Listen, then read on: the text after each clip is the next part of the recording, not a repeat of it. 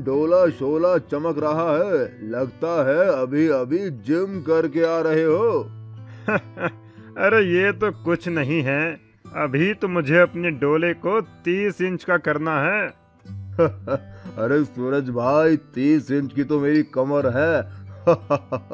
और अगर 30 इंच का डोला बना लोगे तो खाना खाने के लिए हाथ मुंह तक ही नहीं जा पाएगा। वो सब मैं बाद में देखूंगा। लाओ जल्दी मेरा चिकन फ्राई ले आओ। ठीक है, अभी लाया।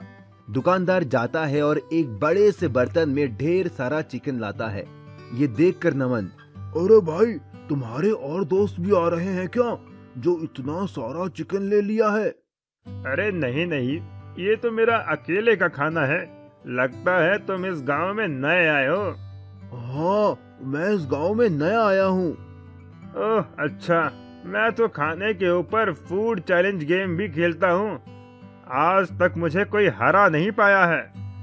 नमन मन ही मन सोचता है, अगर मैं इसे फूड के लिए चैलेंज करूं तो शायद मैं इसे जीत सकता हूं और मेरा कुछ फायदा हो सकता है। अच्छा, तो ऐसी बात है क्या? मैं तुम्हें चुनौती देता हूं। मैं तुम्हें खाने में आसानी से हरा दूंगा। जितना तुम खाओगे उससे ज्यादा ही खाकर दिखाऊंगा। क्या कहा? तुम तुम मुझे चुनौती दे रहे हो, वो भी खाने में? अरे अपना साइज देखा है क्या? तुम्हारे पेट से बड़ा तो मेरा सर है। हो, मैं तुम्हें खाने में हरा दूंगा। ठीक है, तो कल इसी टाइम होटल पर आ जाओ। तुम्हें भी देख लेता हूँ कितने बड़े तेज मारखा हो तुम। ठीक है, लेकिन मेरी कुछ शर्त है। ठीक है, बताओ क्या शर्त है तुम्हारी? अरे, अगर मैं जीत गया तो तुम्हें मुझे रहने के लिए एक घर देना होगा और खाने के बीच में हम ब्रेक भी ले सकते हैं। ठीक है, तुम्हारी दोनों शर्तें मुझे मंजूर है। मेरे यहाँ कई मकान हैं, उसमें से एक तुम्हें दे दूंगा। लेकिन अगर तुम हार गए तो? अगर मैं हार गया तो मैं तुम्हें अपने गांव की जमीन गिफ्ट में दे दूंगा। ठीक है, तो कल मिलते हैं। अगली सुबह सूरज और नमन दोनों उसी दुकान में मिलते हैं। आ गए हारने के लिए? वो अभी पता चल ही जाएगा कि कौन हारेगा और कौन जीतेगा। अरे भैया, जरा हम दोनों के लिए चिकन लेग पीस लगा दो, बढ़िया चटपटा फ्राई करके। दुकानदार दो बड़े बड़े बर्तन में खूब सारे फ्राई लेग पीस लेकर आता है। ये लो, गर्मा गर्म चिकन लेग पीस, मसाला, चटनी और प्याज के साथ। दोनों चिकन खाना शुरू करते हैं। खाते खाते दोनों का पेट फूल जाता है। तभी अचानक नमन बोल पड़ता है, 1 मिनट रुको, मुझे बड़ी जोर का टॉयलेट आ रहा है। मैं अभी करके आता हूँ, तब तक तुम वेट करो। ठीक है, जाओ, जल्दी आना। नमन टॉयलेट करके आता है। उसका पेट बिल्कुल पिचका हुआ था। अरे तुम्हारा पेट एकदम पतला कैसे हो गया? अरे भाई, अभी अभी बाथरूम में हक कर आ रहा हूँ, तो पतला तो हो ही जाएगा ना। ना मानो तो बाथरूम में जाकर देख लो। हाँ ठीक है, चलो खाते हैं। दोनों फिर से खाने लगते हैं। इस बार नमन बहुत तेजी से खा रहा था, जबकि सूरज अब खाते खाते थक चुका था। अरे मेरा तो पेट भर गया है, अब मुझसे नहीं खाया जाता, मैं हार मानता हूँ। नमन प्लेट का सारा लेग पीस खा लेता है। मैं जीत गया और शर्त के हिसाब से तुम्हें अब मुझे रहने के लिए एक घर देना होगा। ठीक है, शर्त के मुताबिक मैं अपना एक घर तुम्हें दे देता हूँ। ये कहकर सूरज वहाँ से चला जाता है। दुकानदार, अरे भैया, तुमने उस पहलवान को हरा दिया, यकीन नहीं होता। आखिर इसका राज क्या है? उसकी बात सुनकर नमन अपने जुड़वा भाई अमन को आवाज देता है। ये मेरा जुड़वा भाई अमन है। जब खाते खाते मेरा पेट भर गया था तो मैं बहाना बनाकर बाथरूम गया और अपनी जगह अपने जुड़वा भाई अमन को भेज दिया और वो सारा लेग पीस खा गया और इस तरह मैंने उस सूरज को हरा दिया। इतना कहकर नमन और अमन खुशी खुशी वहां से चले गए। मैजिकल हैन। उत्तर प्रदेश के गांव में अब्दुल नाम का एक मेहनती इंसान रहता था जो ऑमलेट बेचकर अपना घर चलाता था। उसकी एक रजिया नाम की लड़की थी जिसका सपना था डॉक्टर बनने का और वो उसके लिए दिन रात मेहनत करती थी। वो जब भी अपने पापा का हाथ बटाने आती तो उसके पिताजी मना कर देते। नहीं बेटी, तुम ये ऑमलेट मत बनाओ, तुम्हें तो बड़े होकर डॉक्टर बनना है। ठीक है पिताजी, लेकिन जिस दिन मैं डॉक्टर बन जाऊंगी आपको काम नहीं करने दूंगी, आप बस आराम करना। पर एक दिन कुछ ऐसा हुआ कि रजिया के डॉक्टर बनने का सपना टूट सा गया। रजिया के पिता का एक्सीडेंट हो गया और डॉक्टर ने उन्हें 2 साल तक बिस्तर से उठने के लिए मना कर दिया। रजिया को ऑमलेट बनाना आता ही नहीं था, ना ही वो ठेला लगा सकती थी, इसीलिए वो जंगल जाकर लकड़ियां बिनकर लाती और उन्हें शहर में बेचकर अपने परिवार का पेट पालती। उसकी पढ़ाई भी पूरी तरह छूट गई। एक बार जब वो लकड़ियां बिनने पास के जंगल गई तो उसे किसी के रोने की आवाज आई। मुझे बचाओ, मुझे बचाओ, बचाओ मुझे। रजिया दौड़कर उस आवाज की ओर गई। उसने देखा एक अजीब सी दिखने वाली बूढ़ी औरत रो रही थी। उसके पूरे शरीर पर घाव और फोड़े थे। उसने जाकर उससे पूछा, माँ जी, आपको क्या हुआ है? मुझे एक बहुत खतरनाक बीमारी है जिस वजह से मेरा शरीर धीरे धीरे गल रहा है। अगर पास वाली पवित्र नदी से पानी लाकर मुझ पर छिड़का जाए तो मैं ठीक हो जाऊंगी, लेकिन एक शर्त है। कैसी शर्त माँ जी? मैं तो उस पानी से ठीक हो जाऊंगी, लेकिन मुझको ठीक करने वाले इंसान को ये बीमारी हो जाएगी। रजिया ने कुछ सोचा और कहा, कोई बात नहीं, मैं आपको यूँ दर्द में नहीं देख सकती। आप मेरी दादी की उम्र की हो, मैं आपकी बीमारी लेने को तैयार हूँ। इतना कहकर वो जाने लगी, लेकिन तभी उस बूढ़ी औरत ने उसे रोका और वो औरत एक खूबसूरत परी में बदल गई और रजिया से बोली, मैं तो बस तुम्हारी परीक्षा ले रही थी। आज तक तुम जैसा भला इंसान मैंने कभी नहीं देखा जो दूसरों का दर्द और बीमारी अपने ऊपर ले। बोलो, तुम्हें क्या तकलीफ है? फिर रजिया ने सारी बात परी को बताई कि कैसे पिता का ऑमलेट का ठेला ना लग पाने की वजह से उनका परिवार भूखा मर रहा है। उसकी बात सुनकर उस परी ने एक मुर्गी रजिया को देकर कहा, ये एक जादुई मुर्गी है, बाकी मुर्गियाँ तो सिर्फ अंडे देती हैं, ये मुर्गी तो सीधा ऑमलेट देगी, वो तुम जितने चाहोगी उतने।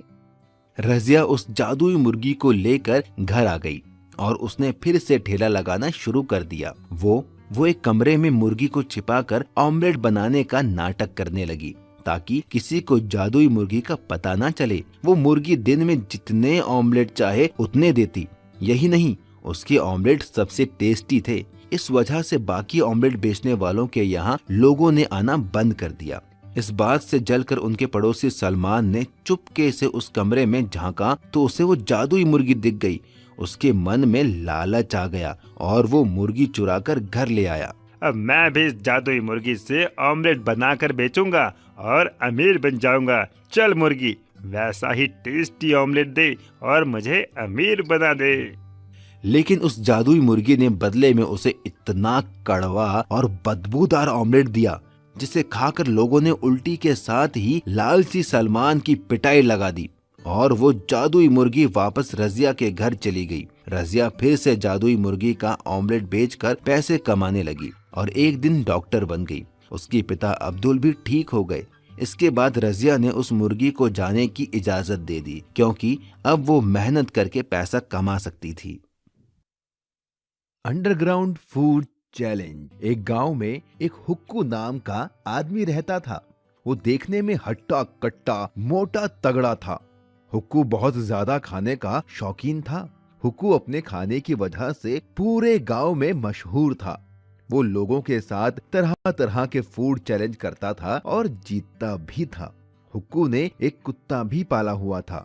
वो जिस भी फूड चैलेंज में जाता अपने कुत्ते को साथ लेकर जाता। उसी गांव में सोनू नाम का एक आदमी अपनी बीवी कविता के साथ रहता था। सोनू एक गरीब आदमी था, लेकिन वो अक्लमंद था। एक दिन हुक्कू ढाबे पर बैठकर चाय पी रहा था। तभी वहाँ सोनू आता है और वो एक कप चाय लेकर पीने लगता है। अरे, तुम तो वही हो ना जो लोगों के साथ तरह तरह के फूड चैलेंज रखता है? हाँ, तुमने सही पहचाना, मेरा नाम हुक्कू है।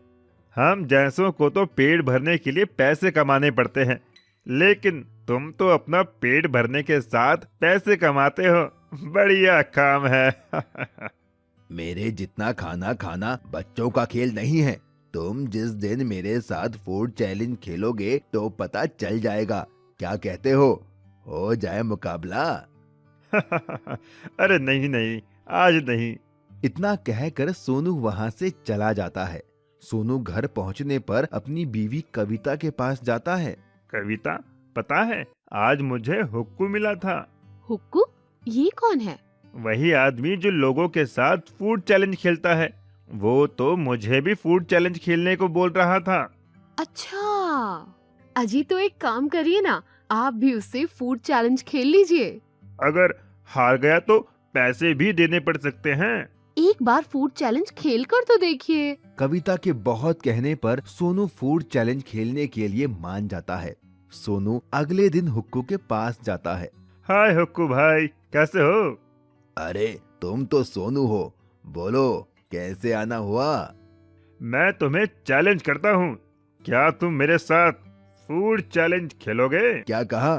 फूड चैलेंज खेलोगे तुम, वो भी मेरे साथ? हाँ हाँ, सही सुना तुमने। ठीक है, चलो आओ खेलते हैं फिर। हुक्कू बहुत सारी खाने की चीजें लाता है और एक टेबल पर रख देता है। अरे वाह, इतना सारा खाना! Chicken fry, chicken leg piece, tandoori chicken, मजा आ गया खाने में। तो शुरू करें अपना चैलेंज। हुक्कू के कहते ही दोनों खाने पर टूट पड़ते हैं। हुक्कू चुपके से तंदूरी चिकन अपने कुत्ते को खिला देता है। देखते ही देखते हुक्कू सारा खाना खत्म कर देता है और जीत जाता है। देखा, मैं फिर से जीत गया। चलो लाओ मेरे पैसे। Oh shit! सोनू शर्त के मुताबिक हुक्कू को पैसे देकर चला आता है। क्या हुआ जी? कुछ नहीं, बस हार गया मैं फूड चैलेंज में। हे भगवान, ये हुक्कू का बच्चा कितना खाता है, इसकी सांस भी नहीं फूलती क्या? ये सुनकर सोनू के दिमाग में एक आइडिया आता है। वाह मेरी जान, क्या आइडिया दिया है! क्या हुआ जी? हमारे बंजर खेत में जो हमने पानी के लिए अंडरग्राउंड बनवाया था, उसी में फूड चैलेंज खेलूंगा। मोटा होने की वजह से हुक्कू दमे का मरीज है। अगर मैं जमीन के अंदर उसके साथ फूड चैलेंज खेलूं तो मैं जीत सकता हूं। अगले ही दिन सोनू ने हुक्कू को फूड चैलेंज किया। फिर से हारना है क्या तुम्हें? इस बार अंडरग्राउंड फूड चैलेंज होगा। हम दोनों जमीन के अंदर ही खाना खाएंगे।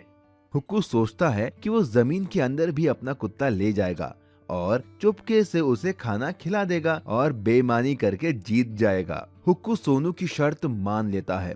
अगले दिन हुक्कू, उसका कुत्ता, सोनू और उसकी पत्नी अपने बंजर खेत में जाते हैं और एक रास्ते के जरिए वो नीचे पहुंच जाते हैं। कविता ने पहले से ही tandoori chicken, chicken fry, burger, chow mein सब मंगवा लिया था।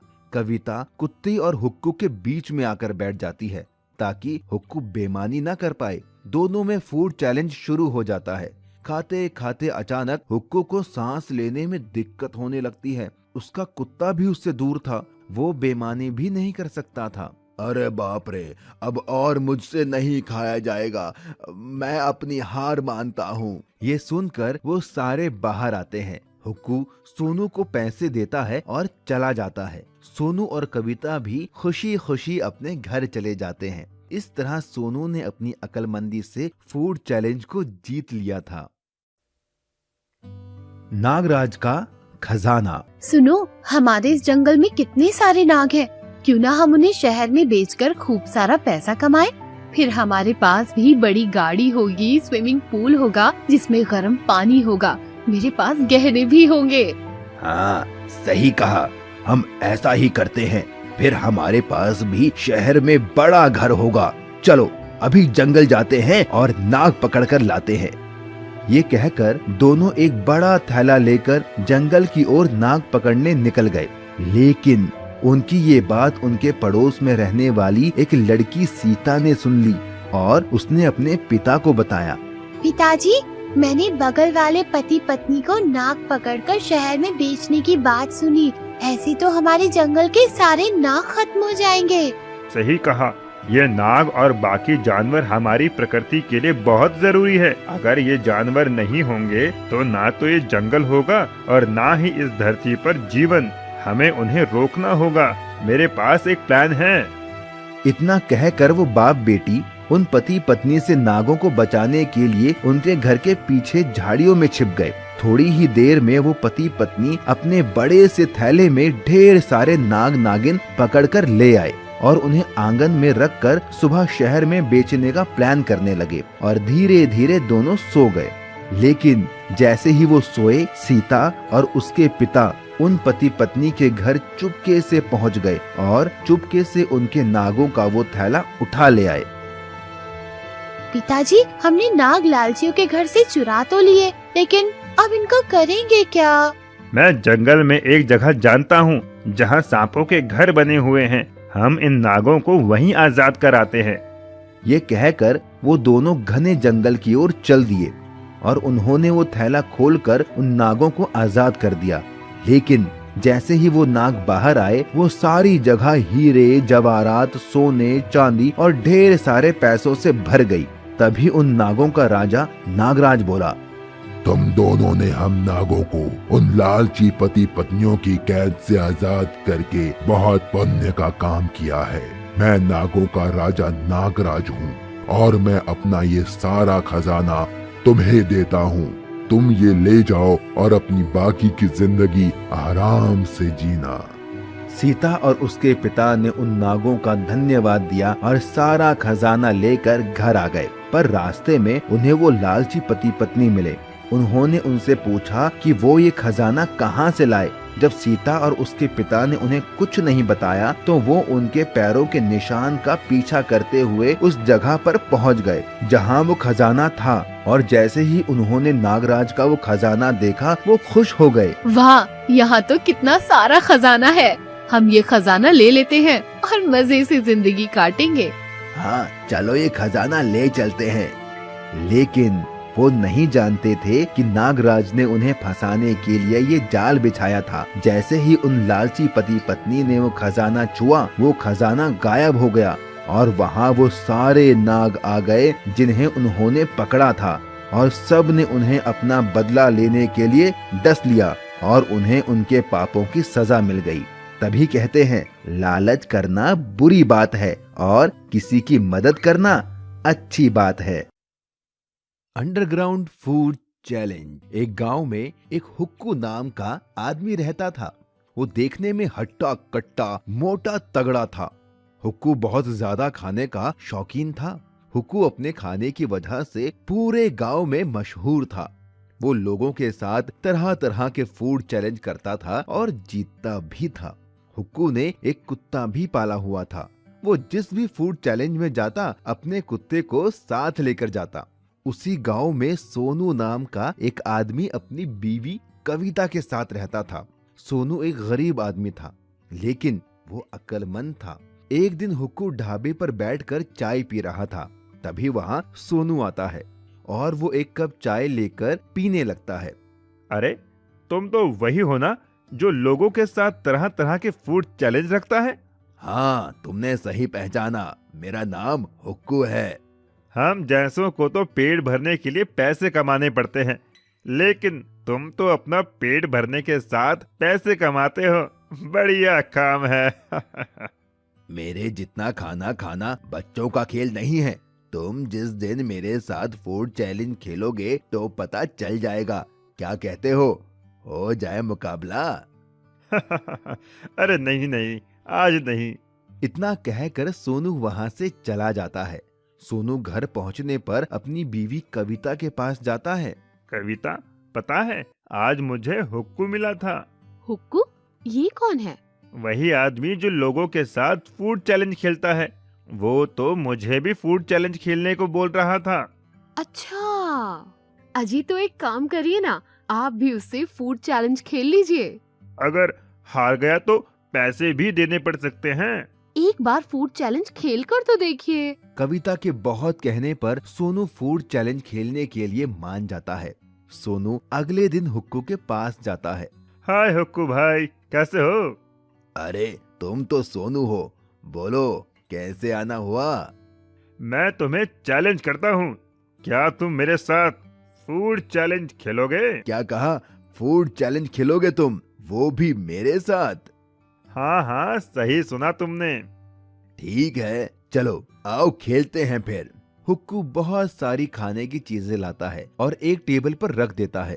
अरे वाह, इतना सारा खाना! Chicken fry, chicken leg piece, tandoori chicken, मजा आ गया खाने में तो शुरू करें अपना चैलेंज।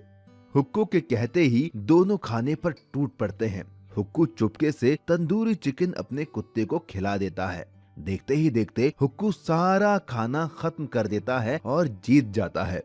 देखा, मैं फिर से जीत गया। चलो लाओ मेरे पैसे। Oh shit! सोनू शर्त के मुताबिक हुक्कू को पैसे देकर चला आता है। क्या हुआ जी? कुछ नहीं, बस हार गया मैं फूड चैलेंज में।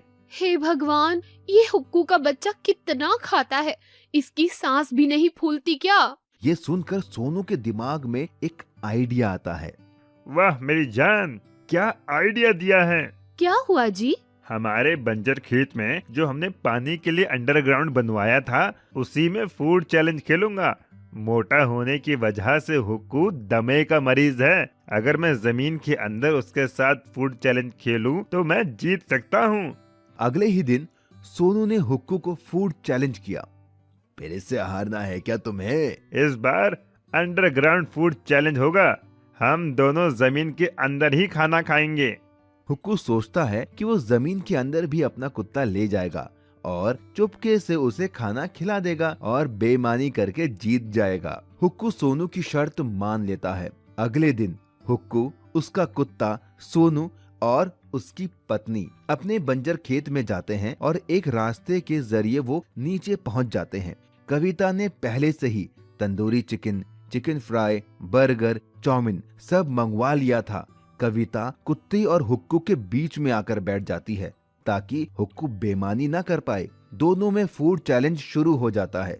खाते खाते अचानक हुक्कू को सांस लेने में दिक्कत होने लगती है। उसका कुत्ता भी उससे दूर था, वो बेईमानी भी नहीं कर सकता था। अरे बाप रे, अब और मुझसे नहीं खाया जाएगा, मैं अपनी हार मानता हूँ। ये सुनकर वो सारे बाहर आते हैं। हुक्कू सोनू को पैसे देता है और चला जाता है। सोनू और कविता भी खुशी खुशी अपने घर चले जाते हैं। इस तरह सोनू ने अपनी अक्लमंदी से फूड चैलेंज को जीत लिया था।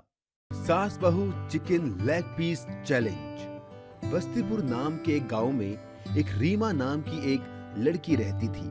रीमा की अभी नई शादी हुई थी। उसका पति सोहन शहर में जॉब करता था। रीमा यहाँ अपने सास ससुर के साथ रहती थी। रीमा को खाने में चिकन बहुत पसंद था। वो हर रोज चिकन बनाकर खाती थी। वहीं उसकी सास साउथ मूवी की शौकीन थी। वो हर दम साउथ की मूवी देखती रहती तो थी। ऐसे दंड विधान को आग लगा दीजिए, अपने न्याय शास्त्र को गंगा में बहा दीजिए, अपने शासन को सूली पर चढ़। एक दिन रीमा ने अपने ससुर जी से कहा, ससुर जी, ओ ससुर जी। हाँ बहू रानी, बोलो। ससुर जी, मेरे लिए चिकन ले आओ, मेरा बड़ा मन कर रहा है चिकन खाने का। तभी रीमा की सास वहाँ आ जाती है। अरे बहू, फिर से चिकन? अभी नई नई शादी हुई है बेटा, कुछ तो शर्म करो। रोज रोज तू चिकन ही खाती है। तेरे अब्बा यहाँ मुर्गी फार्म खोल गए थे क्या? हाँ, जो रोज रोज इतना चिकन खाती है। मेरा बेटा जितने पैसे भेजता है उन सब का तो ये लड़की चिकन ही खा जाती है। अरे माँ जी, अब चिकन खाने में शर्माना कैसा? मुझे तो चिकन बहुत ही पसंद है। आपको भी तो साउथ की मूवीज बहुत पसंद है। आप क्या जानोगे इसके लेग पीस का स्वाद? आप तो खाती ही नहीं हो चिकन। बहू, जब मैं तेरी उम्र की थी ना जाने कितने चिकन तल के खा गई। चिकन खाने में पूरे गांव में मेरा मुकाबला कोई नहीं कर सकता था। ये मजबूत दांत हैं बहू, चिकन खाकर उसका आकार बदल देता है। और हाँ, इन दांतों ने लेग पीस छोड़े हैं, चबाना नहीं भूले। चिकन खाने में तो मेरा भी कोई तोड़ नहीं है माँ जी। चलो तो आज चिकन लेग पीस चैलेंज करके देख लेते हैं कौन जीतेगा और कौन हारेगा। हाँ हाँ, क्यों नहीं, मुझे भी आपका ये चैलेंज मंजूर है। तभी रीमा का ससुर बोलता है, अरे जाने दो, कोई बात नहीं।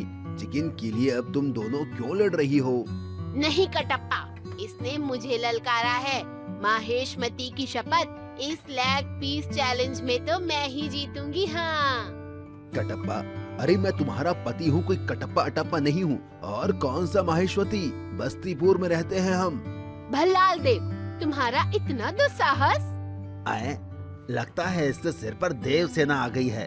ये आदमखोर नहीं, आदमी खोर बन गई है। इससे पहले ये और कुछ बोले, चुपचाप चिकन ले आता हूँ। अच्छा ठीक है, मैं चिकन ले आता हूँ। रीमा का ससुर बाजार जाता है और वहाँ से 4 किलो चिकन लेग पीस ले आता है। ये लो बहू, अब तुम्हें जैसे बनाना है बनाओ और खाओ। रीमा और उसकी सास चिकन लेग पीस को चटपटा मसाला लगाकर फ्राई करती है। सारा चिकन फ्राई होने के बाद बहू चिकन को टेबल पर ले आती है और चिकन को 2-2 हिस्सों में बराबर बांट देती है। ये लो माँ जी, 2 kilo chicken leg piece, 2 kilo आपका और 2 किलो मेरा। अब जो भी पहले चिकन लेग पीस खत्म करेगा वही विनर होगा। अगर मैं जीती तो आपको साउथ मूवी देखनी छोड़नी होगी, और अगर आप जीती तो मैं रोज रोज चिकन नहीं खाऊंगी। ठीक है, मंजूर है मुझे। रीमा और उसकी सास दोनों चिकन लेग पीस खाना स्टार्ट करते हैं। माँ जी, चिकन लेग पीस तो बहुत ही लाजवाब बना है। हाँ, सही कह रही है, ये तो बहुत ही चटपटा है। दोनों जल्दी जल्दी चिकन लेग पीस खाते हैं, लेकिन रीमा की सास का पेट भर जाता है और वो थक जाती है। अरे भगवान, अगर नहीं खाया जा रहा है तो छोड़ दो। मुर्गी पराई है लेकिन पेट तो अपना है ना। तुमने वो कहावत तो सुनी होगी ना कि कौन कहता है आसमान में छेद नहीं हो सकता, एक पत्थर तो तबीयत से फेंको यारो। अरे आसमान में पत्थर से नहीं, पॉल्यूशन की वजह से छेद होता है, और इंसान को हर काम अपनी क्षमता के अनुसार ही करना चाहिए। रीमा की सास के सर पर बस जीतने का जुनून सवार था। वो और जल्दी जल्दी खाने लगती है और आखिर में उसने सारा चिकन लेग पीस रीमा से पहले खत्म कर दिया। ये देखकर रीमा भी दंग रह गई। देखा, मैंने कहा था ना, मैं ही जीतूंगी। क्यों बहू, हिला डाला ना। मेरी सास तो मुझसे भी ज्यादा चटोरी है, इसीलिए कहते हैं कि कभी किसी को कम नहीं समझना चाहिए। शर्त के मुताबिक अब रीमा रोज चिकन ना खाकर कभी कभी चिकन खाती है और बाकी दिन हरी सब्जियां खाती है। मछली का खजाना। राम और श्याम नाम के 2 मछुआरे दोस्त समुद्र के पास मछली पकड़ने का काम करते थे। राम एक मेहनती आदमी था और श्याम कामचोर। राम सुबह मछली पकड़ कर लाता था, लेकिन श्याम उसमें से आधी मछलियां रख लेता था।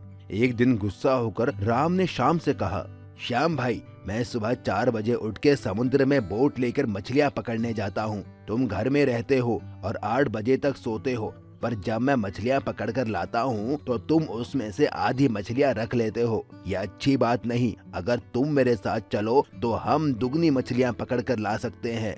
राम की ये बात सुनकर श्याम अकड़ कर बोला, मुझसे सुबह जल्दी उठा नहीं जाता और आधी मछलियाँ तो तुम्हें देनी ही होंगी, क्योंकि बोट हम दोनों ने मिलकर खरीदी है।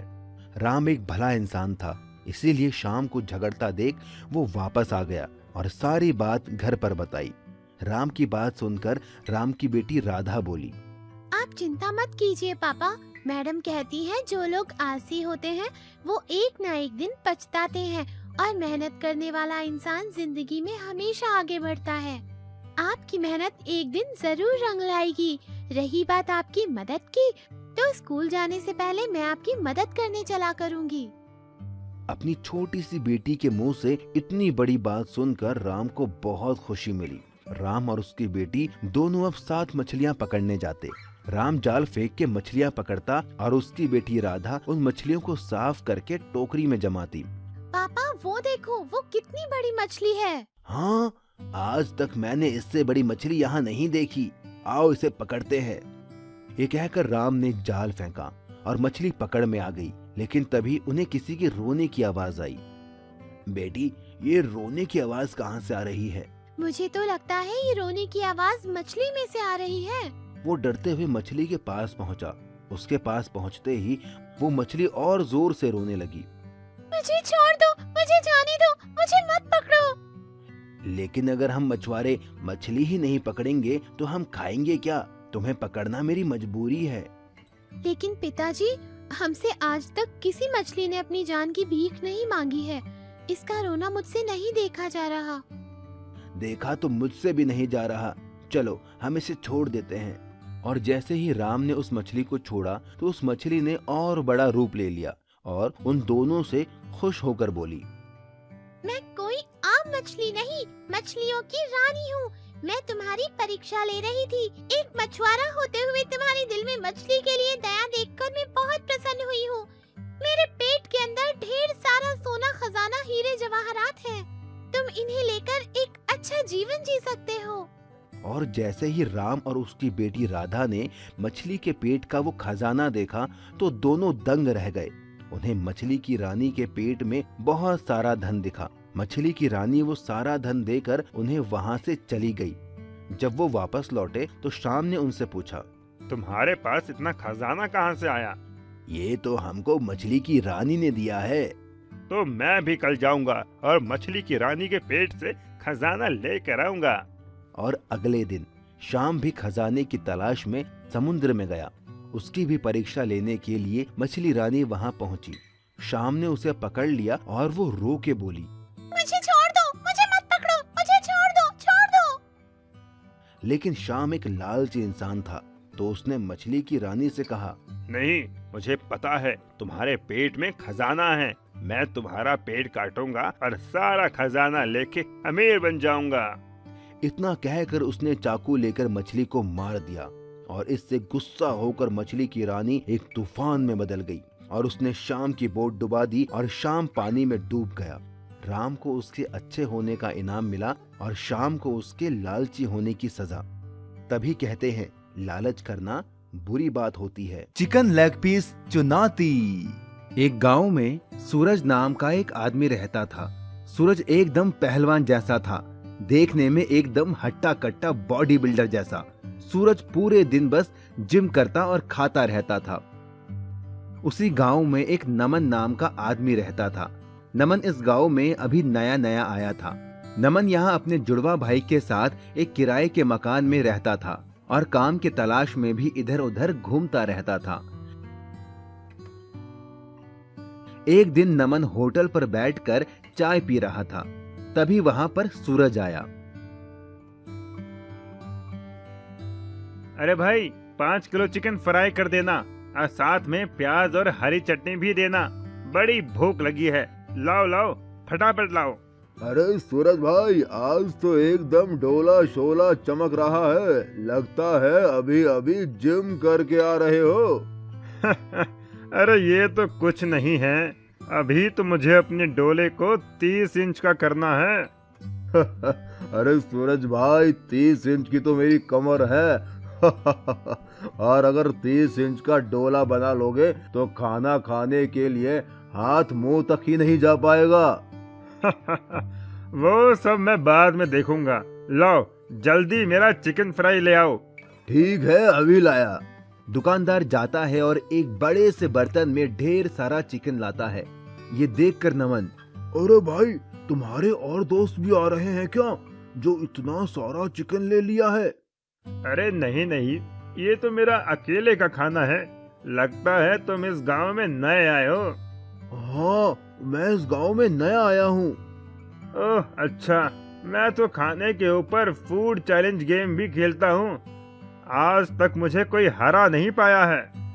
नमन मन ही मन सोचता है, अगर मैं इसे फूड के लिए चैलेंज करूं तो शायद मैं इससे जीत सकता हूं और मेरा कुछ फायदा हो सकता है। अच्छा, तो ऐसी बात है क्या? मैं तुम्हें चुनौती देता हूं। मैं तुम्हें खाने में आसानी से हरा दूंगा। जितना तुम खाओगे उससे ज्यादा ही खाकर दिखाऊंगा। क्या कहा? तुम तुम मुझे चुनौती दे रहे हो, वो भी खाने में। अरे अपना साइज देखा है क्या? तुम्हारे पेट से बड़ा तो मेरा सर है। हो, मैं तुम्हें खाने में हरा दूंगा। ठीक है, तो कल इसी टाइम होटल पर आ जाओ। तुम्हें भी देख लेता हूँ कितने बड़े तेज मारका हो तुम। ठीक है, लेकिन मेरी कुछ शर्त है। ठीक है, बताओ क्या शर्त है तुम्हारी? अरे अगर मैं जीत गया तो तुम्हें मुझे रहने के लिए एक घर देना होगा और खाने के बीच में हम ब्रेक भी ले सकते हैं। ठीक है, तुम्हारी दोनों शर्तें मुझे मंजूर है। मेरे यहाँ कई मकान हैं, उसमें से एक तुम्हें दे दूंगा, लेकिन अगर तुम हार गए तो? अगर मैं हार गया तो मैं तुम्हें अपने गांव की जमीन गिफ्ट में दे दूंगा। ठीक है, तो कल मिलते हैं। अगली सुबह सूरज और नमन दोनों उसी दुकान में मिलते हैं। आ गए हारने के लिए? वो अभी पता चल ही जाएगा कि कौन हारेगा और कौन जीतेगा। अरे भैया, जरा हम दोनों के लिए चिकन लेग पीस लगा दो, बढ़िया चटपटा फ्राई करके। दुकानदार दो बड़े बड़े बर्तन में खूब सारे फ्राई लेग पीस लेकर आता है। ये लो, गर्मा गर्म चिकन लेग पीस, मसाला, चटनी और प्याज के साथ। दोनों चिकन खाना शुरू करते हैं। खाते खाते दोनों का पेट फूल जाता है। तभी अचानक नमन बोल पड़ता है, 1 मिनट रुको, मुझे बड़ी जोर का टॉयलेट आ रहा है, मैं अभी करके आता हूँ, तब तक तुम वेट करो। ठीक है, जाओ, जल्दी आना। नमन टॉयलेट करके आता है। उसका पेट बिल्कुल पिचका हुआ था। अरे तुम्हारा पेट एकदम पतला कैसे हो गया? अरे भाई, अभी अभी बाथरूम में हक कर आ रहा हूँ, तो पतला तो हो ही जाएगा ना मानो तो बाथरूम में जाकर देख लो। हाँ ठीक है, चलो खाते हैं। दोनों फिर से खाने लगते हैं। इस बार नमन बहुत तेजी से खा रहा था, जबकि सूरज अब खाते खाते थक चुका था। अरे मेरा तो पेट भर गया है, अब मुझसे नहीं खाया जाता, मैं हार मानता हूँ। नमन प्लेट का सारा लेग पीस खा लेता है। मैं जीत गया और शर्त के हिसाब से तुम्हें अब मुझे रहने के लिए एक घर देना होगा। ठीक है, शर्त के मुताबिक मैं अपना एक घर तुम्हें दे देता हूँ। ये कहकर सूरज वहाँ से चला जाता है। दुकानदार, अरे भैया, तुमने उस पहलवान को हरा दिया, यकीन नहीं होता, आखिर इसका राज क्या है? उसकी बात सुनकर नमन अपने जुड़वा भाई अमन को आवाज देता है, ये मेरा जुड़वा भाई अमन है। जब खाते खाते मेरा पेट भर गया था तो मैं बहाना बनाकर बाथरूम गया और अपनी जगह अपने जुड़वा भाई अमन को भेज दिया और वो सारा लेग पीस खा गया और इस तरह मैंने उस सूरज को हरा दिया। इतना कहकर नमन और अमन खुशी खुशी वहां से चले गए। मैजिकल हैन। उत्तर प्रदेश के गांव में अब्दुल नाम का एक मेहनती इंसान रहता था जो ऑमलेट बेचकर अपना घर चलाता था। उसकी एक रजिया नाम की लड़की थी जिसका सपना था डॉक्टर बनने का और वो उसके लिए दिन रात मेहनत करती थी। वो जब भी अपने पापा का हाथ बटाने आती तो उसके पिताजी मना कर देते, नहीं बेटी, तुम ये ऑमलेट मत बनाओ, तुम्हें तो बड़े होकर डॉक्टर बनना है। ठीक है पिताजी, लेकिन जिस दिन मैं डॉक्टर बन जाऊंगी आपको काम नहीं करने दूंगी, आप बस आराम करना। पर एक दिन कुछ ऐसा हुआ कि रजिया के डॉक्टर बनने का सपना टूट सा गया। रजिया के पिता का एक्सीडेंट हो गया और डॉक्टर ने उन्हें 2 साल तक बिस्तर से उठने के लिए मना कर दिया। रजिया को ऑमलेट बनाना आता ही नहीं था, ना ही वो ठेला लगा सकती थी, इसीलिए वो जंगल जाकर लकड़ियां बिनकर लाती और उन्हें शहर में बेचकर अपने परिवार का पेट पालती। उसकी पढ़ाई भी पूरी तरह छूट गई। एक बार जब वो लकड़ियां बिनने पास के जंगल गई तो उसे किसी के रोने की आवाज आई, मुझे बचाओ, मुझे बचाओ, बचाओ मुझे। रजिया दौड़कर उस आवाज की ओर गई। उसने देखा एक अजीब सी दिखने वाली बूढ़ी औरत रो रही थी। उसके पूरे शरीर पर घाव और फोड़े थे। उसने जाकर उससे पूछा, माँ जी, आपको क्या हुआ है? मुझे एक बहुत खतरनाक बीमारी है जिस वजह से मेरा शरीर धीरे धीरे गल रहा है। अगर पास वाली पवित्र नदी से पानी लाकर मुझ पर छिड़का जाए तो मैं ठीक हो जाऊंगी, लेकिन एक शर्त है। कैसी शर्त माँ जी? मैं तो उस पानी से ठीक हो जाऊंगी, लेकिन मुझको ठीक करने वाले इंसान को ये बीमारी हो जाएगी। रजिया ने कुछ सोचा और कहा,